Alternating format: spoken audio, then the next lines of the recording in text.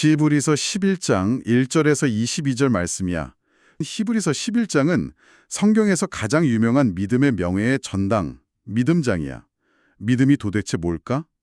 믿음은 내 눈앞에 당장 보이지 않아도 하나님이 약속하셨으니까 반드시 이루어질 거야 하고 진짜처럼 꽉 붙잡는 마음이야. 하나님은 이 믿음을 가진 사람을 제일 기뻐하시고 칭찬해 주신단다. 이 명예의 전당에는 아주 멋진 믿음의 영웅들이 가득해. 아벨, 가장 좋은 마음으로 예배를 드려서 하나님께 인정받았어. 에녹, 매일매일 하나님과 친하게 걷다가 죽지 않고 바로 하늘나라로 슝 올라갔지. 노아, 비가 한 방울도 안 올 때 하나님의 경고만 믿고 뚝딱뚝딱 커다란 배에 방주를 만들었어. 아브라함과 사라, 어디로 가야 할지 몰라도 네 하고 순종하며 이사했고 할아버지 할머니가 되었어도 하나님이 예쁜 아기 이삭을 주실 걸 믿었어. 심지어 하나님이 이삭을 바치라고 하셨을 때도 하나님은 죽은 사람도 다시 살려내실 수 있어 하고 씩씩하게 믿었단다. 이 멋진 조상들은 이 땅에 살 때 자기들을 잠깐 머물다 가는 나그네, 여행객이라고 불렀어. 왜냐하면 이 세상보다 훨씬 더 눈부시고 아름다운 진짜 고향, 바로 하늘에 있는 고향을 바라보며 살았기 때문이야. 하나님은 이 멋진 믿음의 사람들을 위해 하늘나라의 세상에서 제일 좋은 성을 예쁘게 지어두셨단다. 히브리서 11장에 기록된 이 놀라운 이야기들은요, 그냥 까마득한 옛날 이야기로 끝나는 게 아니거든요. 눈에 보이는 것이 전부가 아니라는 사실을 온몸으로 살아낸 영웅들의 이야기가 오늘 우리의 하루하루를 어떻게 바꿀 수 있는지 함께 깊이 들어가 보려고 합니다. 아벨, 에녹, 노아, 아브라함과 사라, 참 이름만 들어도 대단한 영웅들인데 사실 이분들이 처했던 상황을 조금만 더 현실적으로 들여다보면 정말 말이 안 되는 상황이잖아요. 그렇죠. 완전히 불가능해 보이는 상황들이었죠. 네, 예를 들어서 노아 할아버지를 생각해 보면요. 맑은 하늘에 비가 한 방울도 안 오는데 며칠도 아니고 수십 년 동안 산꼭대기에서 거대한 배를 막 뚝딱뚝딱 만들었단 말이에요. 동네 사람들이 지나가면서 얼마나 놀리고 이상하게 생각했을까요? 아마 동네 사람들이 노아 할아버지 지금 뭐 하시는 거예요? 비가 도대체 뭔데요? 하고 물었을 겁니다. 아브라함 할아버지 이야기도 마찬가지고요. 아, 갑자기 짐을 싸서 떠나라고 하셨던 그 장면 말이죠. 네, 맞습니다. 어느 날 갑자기 하나님이 짐을 싸서 떠나라 하셨을 때 아브라함은 어디로 가야 할지 지도 한 장 받지 못했거든요. 요즘으로 치면 부모님이 갑자기 이삿짐을 다 쌌는데 어디로 이사 가요? 하고 물어보니까 몰라, 일단 출발하면 하나님이 알려주실 거야 라고 대답하는 거랑 똑같은 상황인 거죠. 인간의 눈으로 보면 정말 무모하게 짝이 없는 행동들입니다. 와, 진짜 제가 아브라함이었다면 아니 도착할 주소는 알려주셔야 내비게이션을 찍고 가죠 하고 막 따졌을 것 같아요. 하하, 네. 저라도 아마 그랬을 것 같네요. 그런데 이 영웅들은 당장 눈앞에 아무것도 보이지 않고 또 상황이 너무나 답답해 보이는 속에서도 씩씩하게 걸어갔다는 게 정말 놀랍습니다. 그런데 여기서 약간 헷갈리는 게 하나 있어요. 아, 어떤 부분이 헷갈리시나요? 우리가 평소에 믿음이라는 단어를 쓸 때를 생각해 보면요. 우리 어린이 친구들이 이번 생일에는 꼭 새 로봇 장난감을 받을 수 있을 거야 라거나 내일 소풍 가는데 제발 비가 안 오게 해주세요. 비가 안 올 거라고 믿어요. 라고 간절히 바라는 마음을 믿음이라고 부르기도 하잖아요. 네네, 일상에서 흔히 그렇게 쓰죠. 그러니까 이런 성경이 말하는 이 엄청난 믿음이라는 게 단순히 내가 바라는 좋은 일이 꼭 일어날 거다라고 간절히 소원이나 긍정적인 생각을 하는 그런 걸까요? 그 부분은 정말 많은 분들이 오해하기 쉬운 부분입니다. 만약 믿음이 단순히 내 소원을 간절히 비는 것이라면 기도를 많이 할수록 내가 원하는 장난감을 무조건 다 가져야 하고 내 뜻대로 모든 일이 술술 풀려야겠죠? 아, 그렇네요. 내가 바라는 대로 다 되는 게 믿음이라면요? 네, 하지만 성경이 우리에게 가르쳐주는 믿음은 내가 원하는 걸 얻어내는 소원 자판기나 자기 최면과는 완전히 다릅니다. 오히려 내 고집을 내려놓고 하나님을 온전히 믿는 마음에 가깝죠. 소원 자판기가 아니다. 참 마음에 와닿는 표현이네요. 네, 믿음은 내 소원에 비는 게 아니라 보이지 않지만 이미 하나님께서 약속하신 것을 지금 내 눈앞에 있는 뚜렷한 현실로 꽉 붙잡는 겁니다. 상황이 내 뜻대로 돌아가지 않고 심지어 불가능해 보여도 하나님은 약속을 반드시 지키시는 분이야 라는 사실에 내 삶 전체를 기대는 것이죠. 아, 내 소원이 중심이 아니라 하나님의 약속이 중심이 되는 거군요. 정확합니다. 내가 원하는 걸 밀어붙이는 게 아니라 이미 주신 약속을 흔들림 없이 현실로 받아들인다는 말씀을 들으니 그 아브라함과 사라 할머니 이야기가 새롭게 다가옵니다. 어떤 점에서 그렇게 느끼셨나요? 그 두 분은 할아버지 할머니가 될 때까지 아기가 없었잖아요. 사실 100살 가까이 되어서 아기를 낳는다는 건 의학적으로도 상식적으로도 아예 불가능한 일이니까요. 그런데 그 절망적인 상황에서도 하나님의 약속을 있는 그대로 꽉 붙잡았고 결국 귀한 아들 이삭을 안아보게 되셨죠. 와, 이삭의 이름이 웃음이라는 뜻이라니 정말 좋네요. 하나님은 불가능해 보이는 상황 속에서도 웃음을 주시는 정말 세심하신 분이군요. 그 웃음이 바로 진정한 믿음이 가져다주는 열매입니다. 절망 속에서도 결국 기쁨의 웃음을 터뜨리게 하시는 분. 그리고 인간의 계산으로는 답이 안 나오는 상황에서도 약속을 신실하게 지키시는 분이 바로 하나님이시죠. 아멘, 정말 그렇습니다. 히브리서 11장 1절은 이 놀라운 믿음의 비밀을 한 문장으로 선언합니다. 믿음은 바라는 것들의 실상이요 보이지 않는 것들의 증거니. 여기서 실상 혹은 확신이라고 번역된 아주 재미있는 고대 헬라어 단어가 하나 등장하는데요. 바로 휘포스타시스라는 단어입니다. 잠깐만요. 휘포스타시스요? 오, 갑자기 고대 헬라어라니. 오늘 우리 탐험에 함께하고 있는 유치원생, 초등학생 친구들도 있는데 너무 어려운 신학용어 아닌가요? 발음이 조금 낯설고 딱딱하죠. 네, 아이들한테 이 복잡한 단어를 설명하는 게 정말 도움이 될까요? 발음만 들으면 굉장히 어려운 학문적인 단어처럼 들릴 수 있어요. 저도 처음엔 그렇게 생각했거든요. 하지만 이 단어가 품고 있는 아주 쉬운 그림을 알게 되면 어린이 친구들도 바로 고개를 끄덕일 겁니다. 어려운 신학 용어가 아니라 옛날 사람들의 일상생활에서 쓰이던 그림 언어거든요. 아, 일상생활에서 쓰던 말이요? 네, 휘포는 아래라는 뜻이고 스타시스는 서 있다라는 뜻입니다. 건물의 제일 밑바닥에서 건물을 튼튼하게 떠받치고 서 있는 기초를 의미하죠. 아래에 서 있다. 그래서 건물의 기초군요. 맞습니다. 그런데 더 놀라운 건 고대 사람들은 이 단어를 아주 중요한 물건을 부를 때 사용했습니다. 바로 집문서나 권리 보증서를 뜻하는 단어가 바로 이 휘포스타시스였어요. 아하, 건물을 받치는 기초에서 시작해서 집문서라는 뜻까지 갔군요. 집문서라고 하니까 갑자기 머릿속에 그림이 확 그려지는데요. 네, 바로 그거죠. 자, 부모님과 어린이 여러분, 우리 다 같이 재미있는 상상을 한번 해볼까요?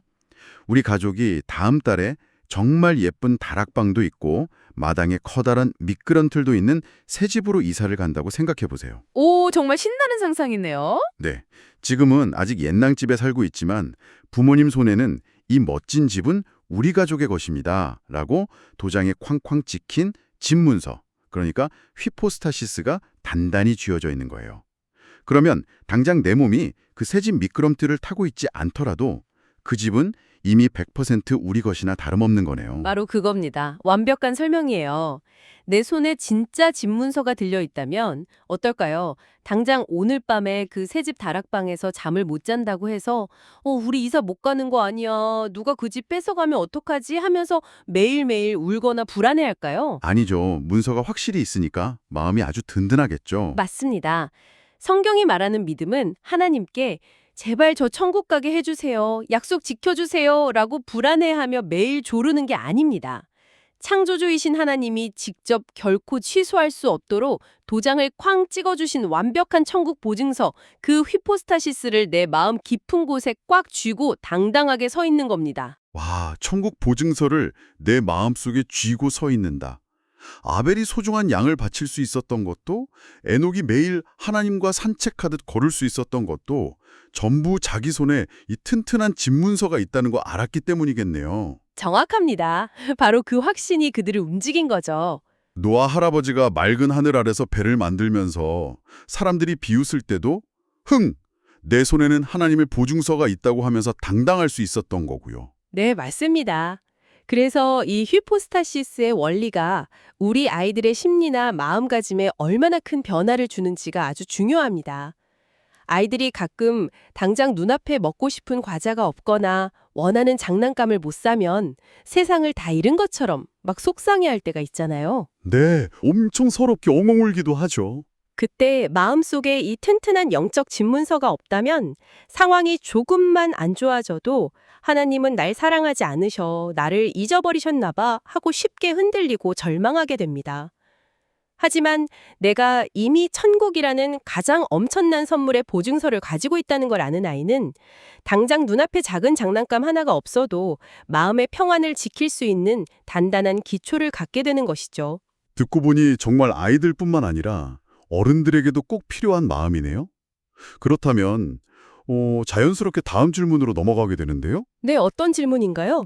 우리가 그토록 엄청난 천국의 집문서, 히포스타시스를 이미 손에 꽉 쥐고 있다면 과연 지금 당장 발을 딛고 살아가는 이 세상, 그리고 오늘 하루의 일상은 도대체 무슨 의미가 있는 걸까요? 아주 예리하고 중요한 질문입니다. 네, 집문서 받았으니까 그냥 아무것도 안 하고 셋집에 들어갈 날만 기다리면서 대충 살면 되는 건가요?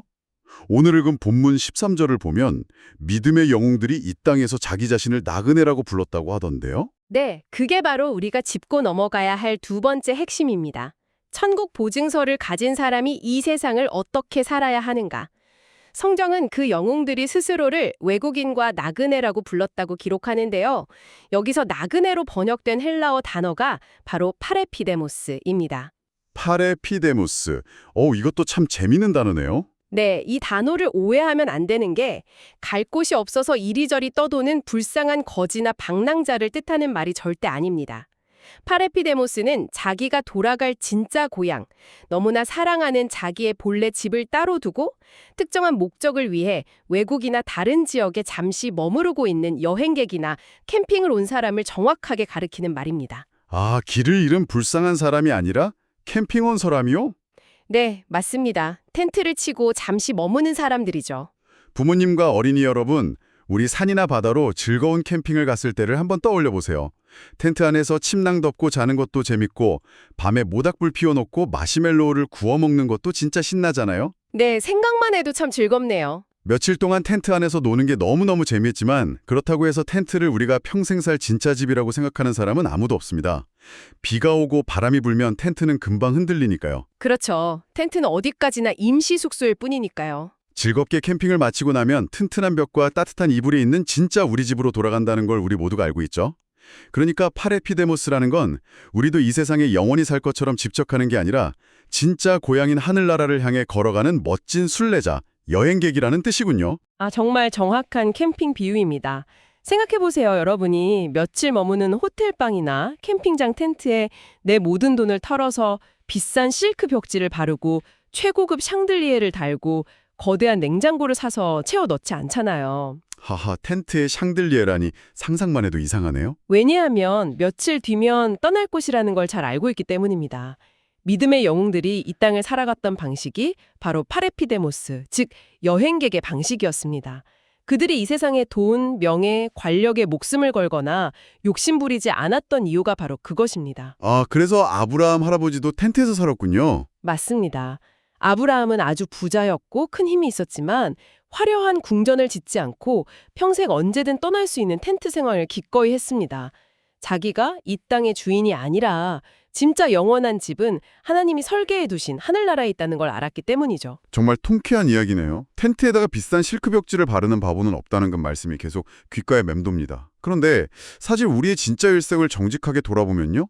우리는 너무 자주 이 사실을 잊어버리고 사는 것 같아요. 네, 안타깝지만 그게 우리의 현실이기도 하죠. 우리는 분명 하늘나라 여행객인데 자꾸만 이 세상이라는 텐트에다가 비싼 벽지도 바르고 싶고 남들보다 더 크고 화려한 텐트를 가져야만 성공한 것 같아서 발을 동동 구르잖아요. 어린이 친구들은 당장 유행하는 게임기나 신발을 못 가지면 나만 뒤처지는 것 같아서 막 속상해하고요. 맞습니다. 그게 바로 우리의 연약함이죠. 부모님들도 마찬가지입니다.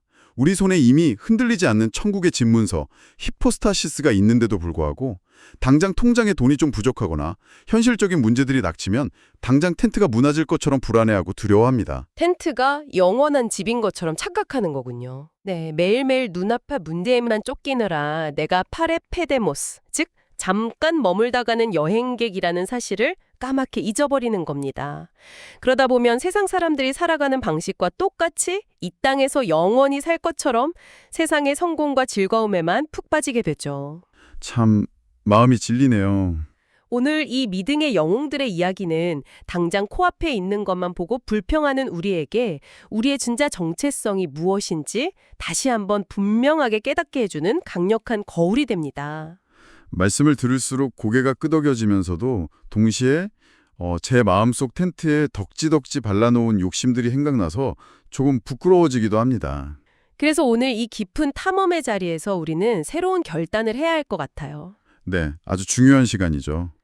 눈에 보이는 텐트가 좀 작다고, 당장 남들처럼 멋진 장난감이 없다고 해서 불평하거나 의심하는 마음을 이제 훌훌 털어버려야겠습니다.